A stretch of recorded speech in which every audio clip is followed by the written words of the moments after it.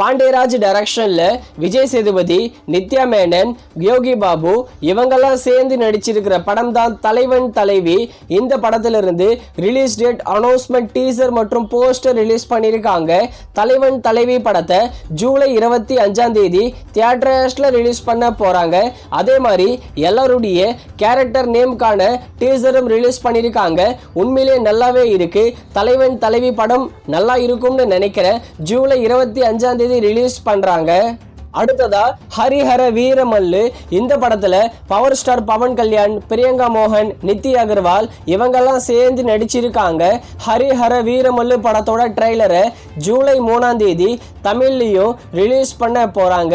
இந்த படத்தை ஜூலை 25 தமிழ் டப்பிங்லையும் தியேட்டர்ஸ்ல ரிலீஸ் பண்ண போறாங்க. ஹரிஹர வீரமல்லு படத்தை. அடுத்ததா விஜய் சேதுபதி பையன் சூர்யா லீட நடிச்சிருக்கிற படம் தான் ஃபீனிக்ஸ். இந்த படத்தோட ட்ரெய்லர் இப்போ ரிலீஸ் பண்ணியிருக்காங்க. ஆக்ஷன் பேக்டு ட்ரெய்லரா இருக்கு.